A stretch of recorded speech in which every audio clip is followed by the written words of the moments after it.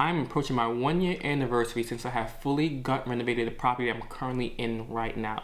And I figured this may be a good time for me to reflect and share my thoughts on what that process has been like and possibly give you some advice and some pros and cons for anyone out there who may be thinking on taking on a project like this themselves and what they can expect.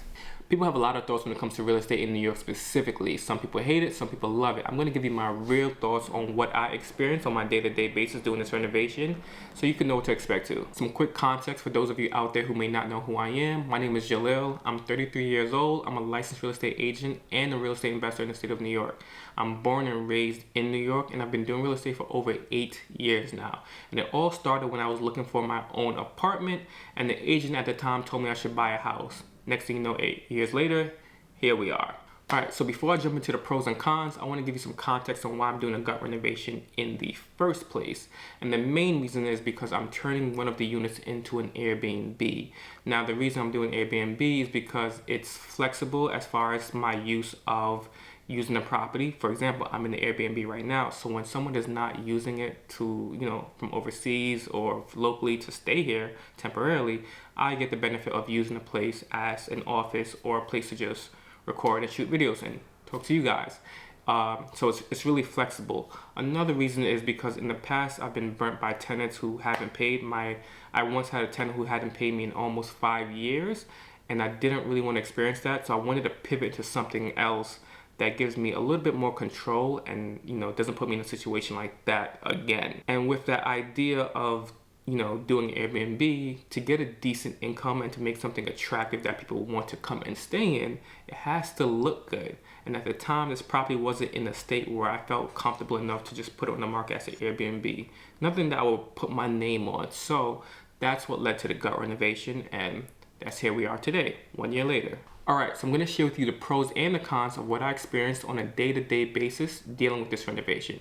And I'm going to also let you know who I think would be a good fit to take on a project like this, and someone who I feel should probably stay away from taking on such a massive project. So let's jump right into the pros. And number one is going to be design. This had to be like the number one thing for me, because when you're doing a gut renovation, you have the opportunity to literally start from scratch and design it exactly as you see fit.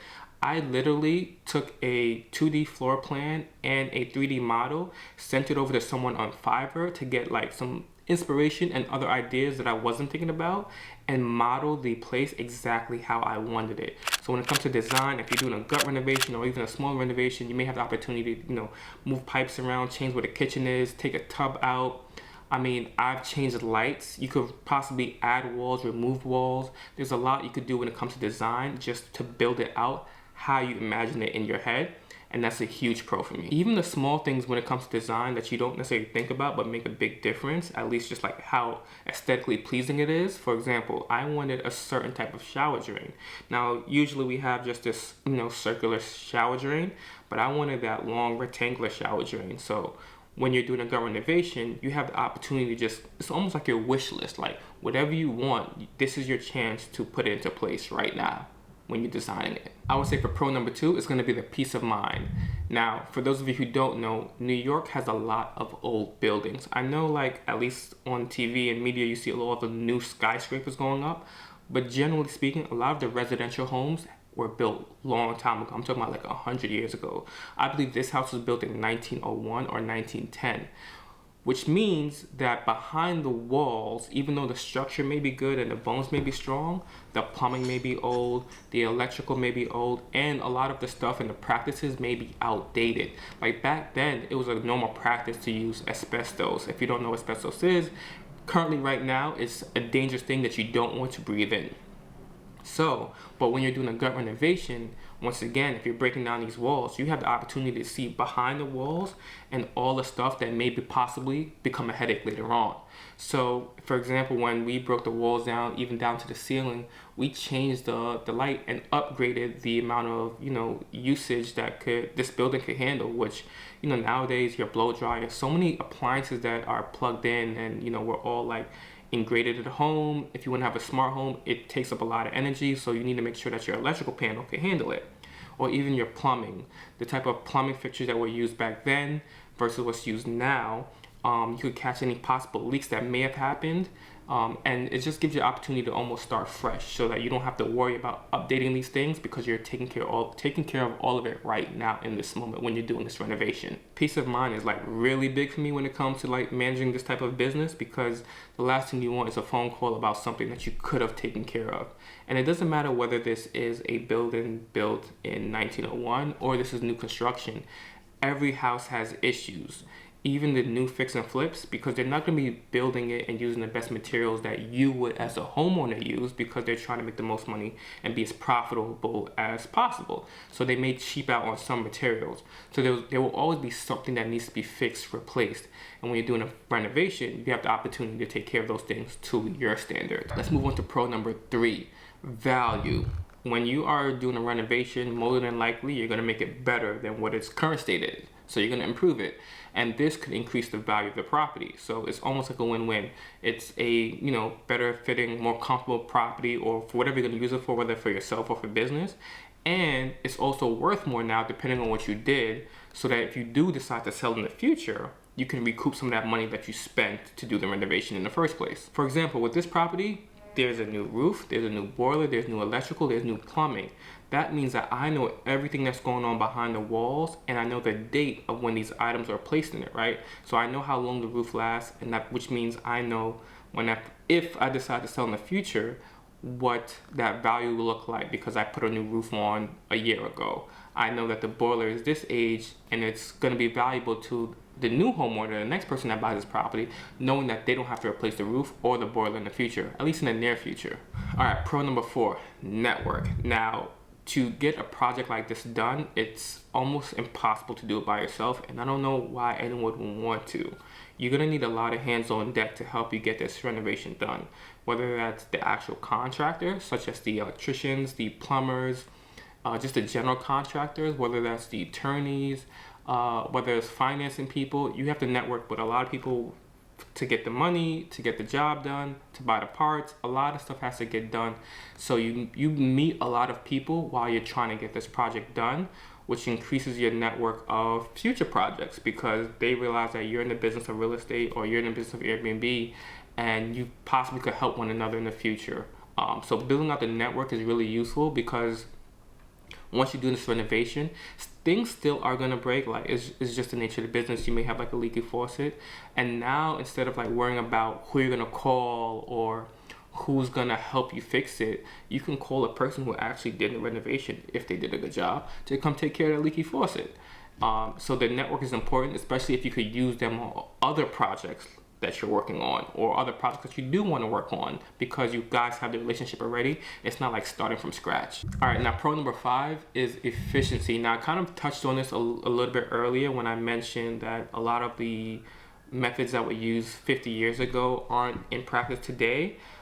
So just to expand on that, there are things that were used before, as far as like how plumbing was hooked up or electrical was hooked up, that could cost you more money on your utility bill than today's day and age.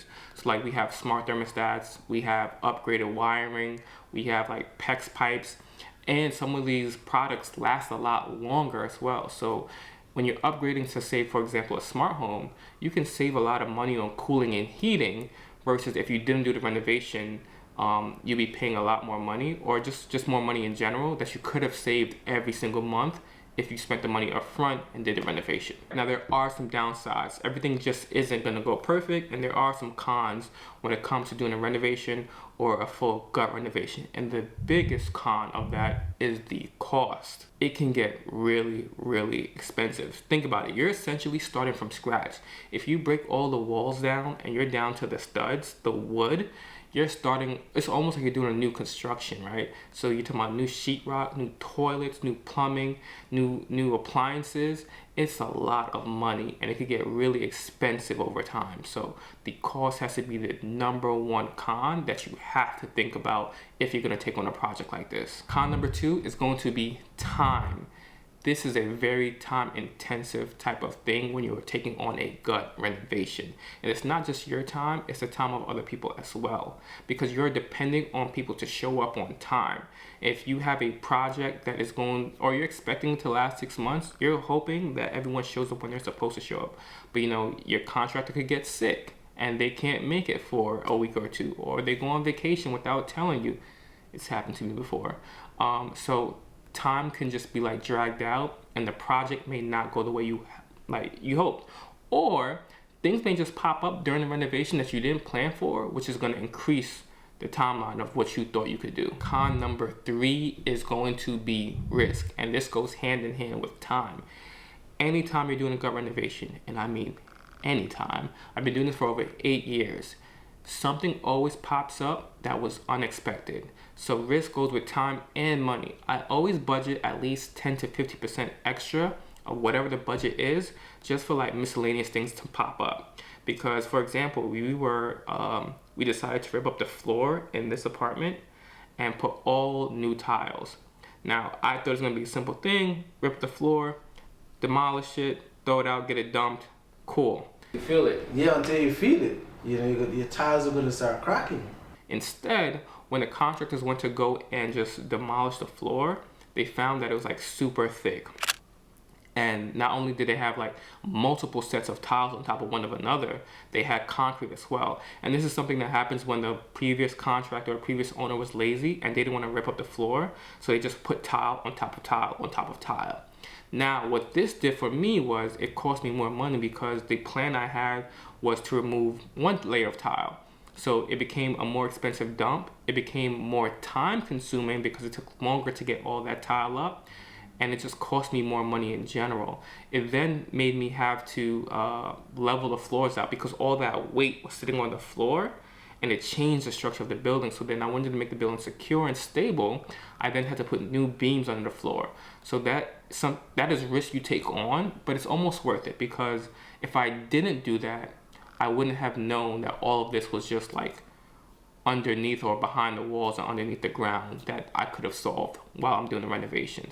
But risk is something that you have to be mindful of, because it's going to cost you time and ultimately money. Now that we wrapped up the pros and the cons of doing a renovation, who should be doing a renovation?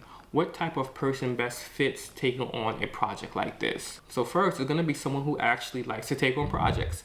Someone who gets excited from seeing things come from start to finish and seeing things come together. They're going to be successful when it comes to doing a renovation, because they're going to be motivated. They're going to be motivated by the end result that they have in their head or what they have on paper, and seeing it come to life is going to keep them pushing forward to get it done. They'll be successful in this type of role. The second type of person will be someone who likes to collaborate, someone that works well with others, because they're going to get their juices flowing just off the strength of, collaborating, the creative process of teamwork, getting people together to get a job done. Those type of people are going to be successful when it comes to getting renovation done. Another person who will be fit for this type of project would be someone who is organized, because it takes a lot to go from A to Z, and there's a lot of moving parts, whether that's collaborating with people, whether that's balancing books and money, deadlines. There's a lot that goes on, and you have to be organized. I would say those are the people that will be most successful when it comes to taking on a gut renovation. But who should not do a renovation? I would say if you are someone who is against change or does not like to pivot, then this may not be a task that you want to take on. Because as I mentioned before, in the risk category where I was talking about the cons, it's something where things are going to pop up. I guarantee it, something's going to pop up. It's never going to be straightforward, and it's something that you did not expect, which is going to cost you time and money, and you're going to have to think on your feet as to what the next decision should be, because it didn't go the way as you planned. So you have to be open to change. And if you are more rigid and you just like, hey, no, it has to be this way, you're going to either, one, go over budget because you're sticking to what you want over what's kind of like possible, or you're going to be wasting time trying to figure out how to get it the exact way you wanted versus pivoting and seeing how you could do an alternative method. The second type of person who may not be the best fit for taking on a renovation is someone who is not organized.